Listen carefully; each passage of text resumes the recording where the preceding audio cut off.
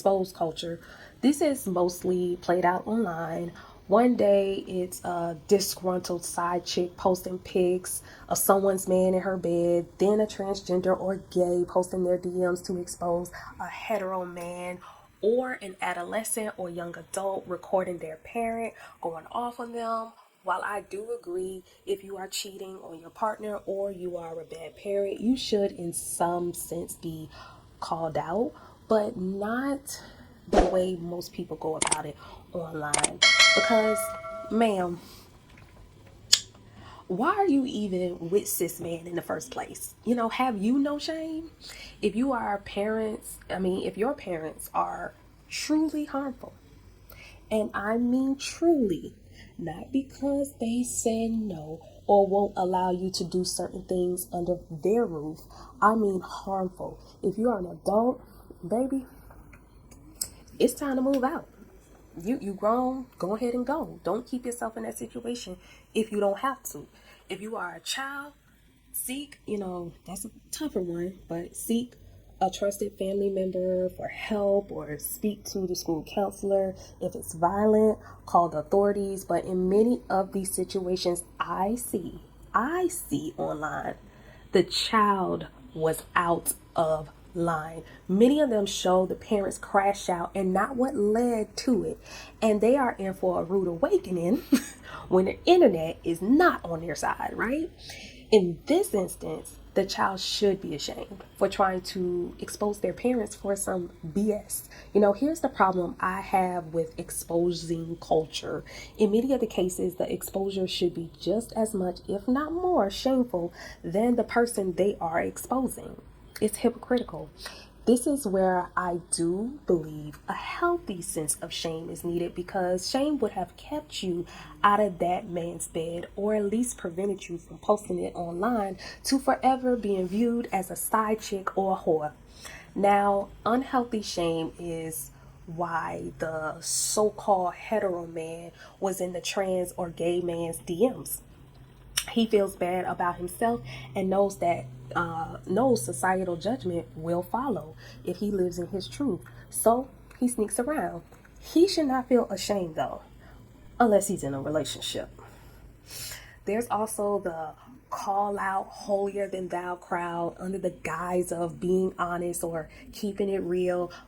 But who asked you for your opinion in the first place? I know, when it's on the internet, whatever it is, it's susceptible to public opinion. This is where most social users live when it comes to shame. Many just want to spread their misery and prudence and project their personal inadequacies onto others. There's a certain group of people who want people like Tia Mowry and Tracy Ellis Ross to be miserable so bad. It's like their joy triggers them. If they speak on their highs, these people say anything to attempt to bring them down. If they speak on their lows, here comes the low vibrational village with their ahas, and that's what you get. It's truly pathetic. Like, pathetic. They want them to feel shame because one is divorced and single, and the other is single without kids. Now, because these women refuse, it really bothers them. Society tells women the ultimate goal is marriage and children by any means. But when that's not someone's ultimate goal, you can't make them feel away. I can't recall how many times I've seen people attempt to shame Sierra. She is over there living her best life with her husband and kids, and that makes some people mad. They want to shame her because she's made a poor choice with whom she had her oldest son with. They feel she doesn't deserve a guy like Russ. They make posts about her dating history. Some are blatantly false, but her public dating history is no more than the average person in their late 30s. The thing is, if these haters had a chance, they would be elated to marry her. They want her to feel shame still, like to this day. I think her son is probably like 12, 13 years old, and they just won't get over it. I don't think her situation is a situation to feel ashamed of. Call me biased, But every poor choice does not require one to feel ashamed of themselves.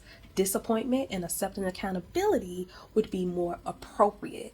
Not being proud of how things turned out is okay. If you went into the situation with a genuine heart, then what's there to be ashamed of? Now, now you just gotta own your part in the situation, evaluate and understand what led to your choices, accept the consequences, and ensure that you do better moving forward.